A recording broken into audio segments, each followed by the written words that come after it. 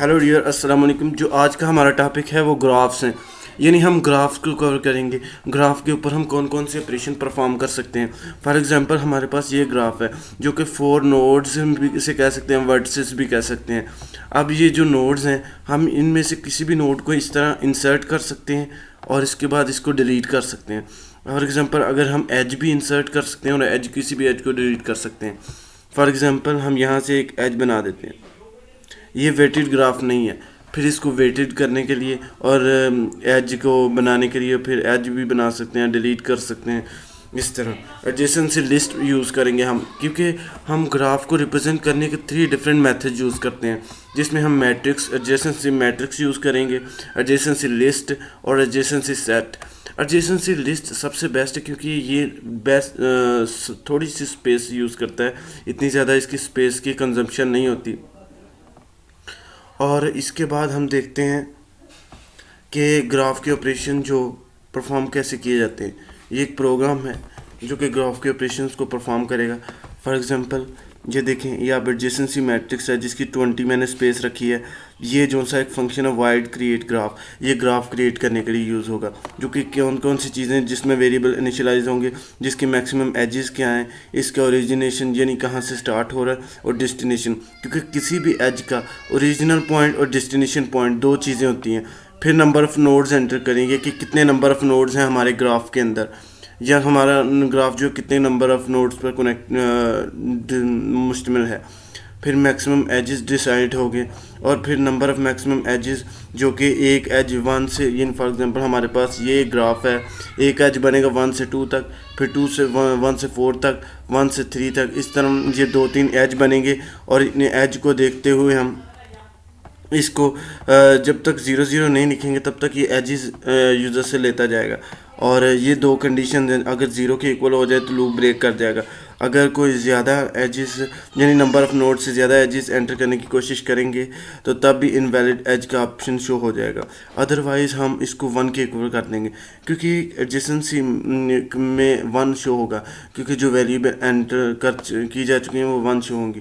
फिर डिस्प्ले करने के लिए एडजेसेंसी मैट्रिक्स की सूरत में आई और जे, इसको एडजेसेंसी मैट्रिक्स को रिप्रेजेंट कर दिया, जो कि 1 और 0 की सूरत में हमें रिप्रेजेंट किया जाएगा। इसको हम यहाँ पे जो वैल्यूज़ हमने एंटर की हैं वो भी हम प्रिंट कर सकते हैं, वो पॉइंटर्स को इनिशियलाइज करके। फिर आप देखते हैं इंसर्ट, कोई भी नोड अगर इंसर्ट करनी हो तो n total number of nodes हैं, उसमें एक प्लस करेंगे और उसके बाद जो नोड इंसर्ट कर दिया उसको प्रिंट करेंगे, और आई और एन इसको 0 के इक्वल कर देंगे। एन और आई ये जितने इंडेक्स नंबर इसके दरमियान आते हैं उसको 0 के इक्वल इनिशियलाइज होगा इसके एडजेसेंसी को।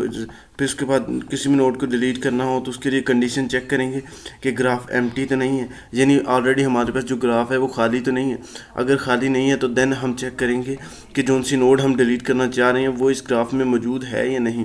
यू हमारी जो नोड है जो हम डिलीट करना चाह रहे हैं, अगर नहीं वो भी ट्रू नहीं हो रही तो फिर नेक्स्ट कंडीशन जाएंगे और तब देखेंगे हम जो सी नोड हम डिलीट करना चाह रहे हैं उसे माइनस कर देंगे।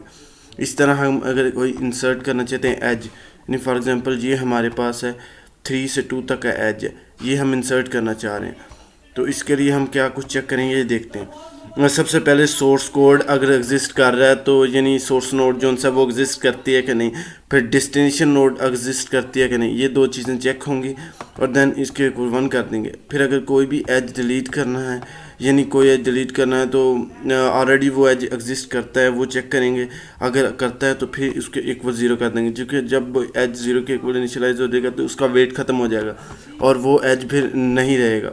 इसलिए फिर हम ये 4-5 जो उनसे हम ऑप्शन प्रोवाइड करते हैं कि किसी भी नोड को इंसर्ट करने के लिए, डिलीट करने के लिए और डिस्प्ले करने के लिए। अब मैं इसको कंपाइल करता हूँ। ये एक छोटा सा प्रोग्राम था जो कि ग्राफ्स के ऑपरेशन को परफॉर्म करता था। अब ये देखें, ये हमसे नंबर ऑफ़ नोड्स इनपुट करेगा। हम 4 नंबर ऑफ़ नोड्स देंगे, 1 से 2 एंड 1 से 3, 1 से 4, एंड जब 0 से 0 लिखेंगे तो नंबर ऑफ़ नोड जोन सी हैं। फिर उसके बाद इंसर्ट एज कर सकते हैं, इंसर्ट नोड कर सकते हैं, उसके लिए हमें ऑप्शंस प्रोवाइड किए गए हैं, हम यहाँ पे अपनी चॉइस एंटर करेंगे और ये सारे ऑप्शन हम परफॉर्म कर सकते हैं। अब जो दूसरा हमारा ग्राफ्स के अंदर टॉपिक्स है, ये तो हम देख लिया कि कैसे हम किसी भी नोड को इंसर्ट कर सकते हैं, यानी सबसे पहले उसे चेक करेंगे उस नोड को, फिर उसके अंदर ग्राफ के अंदर इंसर्ट कर देंगे या किसी भी नोड को डिलीट कर देंगे। एडजेसेंट से लिस्ट को हमने देखा। फिर अब हम ग्राफ ट्रैवर्सिंग की तरफ आते हैं, जिसमें हमारे पास दो सर्च टेक्निक्स हैं, जिसमें ब्रेथ फर्स्ट और डेप्थ फर्स्ट सर्च टेक्निक्स हैं। अब इन दोनों में डिफरेंस ये है, ब्रेथ फर्स्ट जो उसके इसके नेबर जो उनसे वैल्यूज़ हैं वही सिर्फ इनपुट करेगा, यानी फॉर एग्जांपल ये इसके 0 1 2 3 इसको डीपली नहीं जाएगा। लेकिन डेप्थ फर्स्ट जब होगा, जब हम 0 दे देंगे, फिर 0 आगे 1 की तरफ जाएगा, 1 आगे वो देखेगा किसकी तरफ जा रहा है 2, 2 आगे देखेगा वो किसकी तरफ जा रहा है 4। इस तरह टोटल जब तक हमें कोई वैल्यू मिलना बंद नहीं हो जाएगी तब तक ये नीचे मूव करता जाएगा, ये डेप्थ फर्स्ट होगा। लेकिन ब्रेथ फर्स्ट में हम क्या करेंगे, सिर्फ नेबर 0 1 2 3 ये तीनों देखे जाएंगे, नीचे की तरफ नहीं जाया जाएगा, क्योंकि एक लेवल पर जो नेबर हैं उन्हीं को डिस्कस किया जाएगा। और फॉर एग्जांपल ये है 0 सबसे पहले ऑलरेडी विजिटेड होता है, ये लिख लिया हमने। फिर उसके बाद उससे एडजेसेंट्स कौन सी हैं, 1 2 3। अब ये दोनों हमने तीनों जो वैल्यू हैं वो क्यू के अंदर चली गई। अब जब 1 को निकालेंगे इससे, यानी हम इस वैल्यू को जब 1 से निकालें, इसको क्यू से निकालेंगे, तो इससे जो एडजेसेंट्स हैं इससे कोई भी जुड़ी हुई इसकी नोड्स नहीं हैं, तो इसलिए इसके अंदर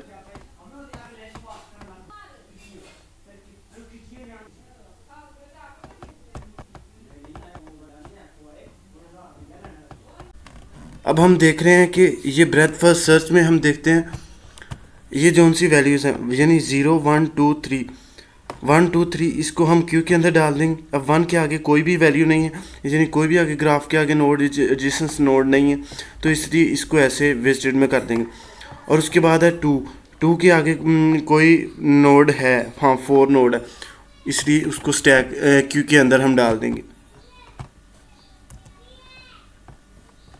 और 3 हमारा फ्रंट पे आ जाएगा और 4 उससे पीछे आ जाएगा।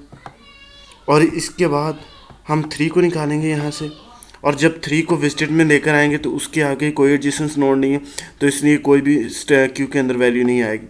फिर 4 फ्रंट पे आएगी, तो 4 को हम इस तरह इसके अंदर विजिटेड में डालेंगे, तो 4 के आगे भी कोई एडजेसेंट नोड नहीं है, तो इसलिए ये भी विजिटेड में आ जाएगी।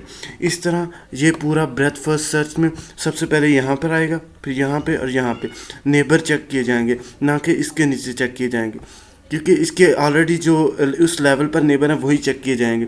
ये इसका बहुत इंपॉर्टेंट डिफरेंस है डेप्थ फर्स्ट सर्च से।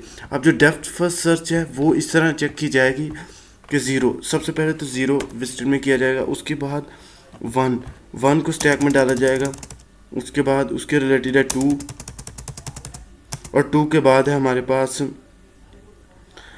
3, एंड उसके बाद है 4 हमारे पास 4 है, क्योंकि 2 के आगे 4 आता है, और देन उसके बाद हम 0 से बाद 3। अब इसके बाद 1 निकालेंगे, जब उसके आगे कोई एडजेसेंट नोड नहीं है तो इस तरह ये लिखा जाएगा। फिर उसके बाद 2 के आगे एडजेसेंट नोड 4 है, वो इस तरह हमने स्टैक के अंदर डाल दी हुई है, इस तरह 2 को विजिटेड में ले आएंगे। और इसके बाद है 4 के आगे कोई भी नोड नहीं है, यानी 4 अकेला ही है, इसके बाद इसके स्टैक में कोई वैल्यू नहीं आएगी। अब 3 को हम जब टॉप पे लेकर आएंगे तो इसको भी विजिटेड में ले जाएंगे। सो इस तरह स्टैक में जो वैल्यू स्टोर होती है वो डेप्थ फर्स्ट सर्च में हम स्टैक यूज़ करते हैं, और ब्रेथ फर्स्ट सर्च में हम क्यूज़ यूज़ करते हैं। ये दो डिफरेंट डेटा स्ट्रक्चर्स हैं जो हम दोनों ग्राफ में यूज़ करते हैं। अब इनके हम प्रोग्राम्स देखते हैं। अब जो ब्रेथ फर्स्ट सर्च है, इसमें मैं एक प्रोग्राम है जिसमें हम एजेस को ऐड करते हैं, और फिर हम देखते हैं कि कैसे हम उसको ट्रैवर्सिंग करते हैं, यानी ये वर्टिसेस हैं, यानी वर्टिसेस हम नोड्स को ही कहते हैं। अब जो नोड्स हैं, अब ये एक बुलियन वेरिएबल है जो को ट्रू होगा या फॉल्स होगा। अगर विजिटेड हो चुका है तो ट्रू होगा, अगर नहीं हुआ तो फॉल्स होगा। अब जो लिस्ट जो स्टैंडर्ड टेम्पलेट लाइब्रेरी को मैंने इंक्लूड किया है उसकी इंटीजर टाइप है। अब ये इंटीजर टाइप की जो लिस्ट है, एडजेसेंट लिस्ट, जो कि हर एक वर्टिसेस के आगे लिंक्ड होंगी कि वो किस वर्टिसेस के आगे कैसे वो लिंक करती हैं ग्राफ के अंदर। फिर उसका एज कैसे ऐड करते हैं, जो कि सोर्स और डेस्टिनेशन, और स्टार्ट वर्टिस, ये दो फंक्शन है और ये कंस्ट्रक्टर है ग्राफ क्लास का। अब उसके बाद कंस्ट्रक्टर को इनिशियलाइज कर लिया, उसके बाद ऐड एज ऐड करने के लिए डेस्टिनेशन यानी जो फर्स्ट नोड है उसको सेकंड के साथ और सेकंड को फर्स्ट के साथ इस तरह लिंक कर दिया गया। इस तरह ही ये ग्राफ को जो सा एज ऐड हो जाएगा। फिर फर्स्ट सर्च जो सी टेक्निक है उसके ज़रिए हम चेक करेंगे कि वर्टिसेस जो सी हम विजिटेड हो गई हैं या नहीं। ज़ीरो से लेकर नंबर ऑफ़ वर्टिसेस जितनी भी हैं 6 या 7 हैं वो सारी चेक होंगी, अगर फॉल्स हैं तो वो भी प्रिंट हो जाएगी। इस तरह ये क्यू की मदद से हम ब्रेथ फर्स्ट सर्च की ट्रैवर्सिंग कर सकते हैं। और डेप्थ फर्स्ट सर्च भी सेम है, लेकिन इसको डेप्थ में स्टडी किया जाता है, हर एक नोड को डेप्थ में जाकर स्टडी किया जाता है, ना कि उसके नेबर को स्टडी किया जाता है। इसी तरह ये देखें एडजेसेंट लिस्ट यूज़ किया जाएगा, फिर उसके बाद एक कंस्ट्रक्टर यूज़ किया जाएगा, उसके बाद एक वाइड DF फंक्शन जो कि डेटा फर्स्ट जो उनसे डेप्थ फर्स्ट सर्च एल्गोरिथम है उस पर बेस करेगा। ये देख सकते हैं आप वर्टिसेस प्रिंट कर रहा है यहाँ पर। ये है 0 से 1 तक, 0 से 2, 1 से 2 एंड 2 से 3। हम इस प्रोग्राम को आप इजीली देख सकते हैं कि बहुत ही अंडरस्टैंडिंगेबल है, क्योंकि क्लास में हमने दो फंक्शन बनाए हैं, एक एज ऐड करता है और एक वहाँ से रिमूव करता है यानी नंबर ऑफ़ वर्टिसेस, और डेप्थ फर्स्ट सर्च की ट्रैवर्सिंग करता है। तो ये सारा टॉपिक था जो कि हम ग्राफ में ट्रैवर्सिंग कैसे कर सकते हैं।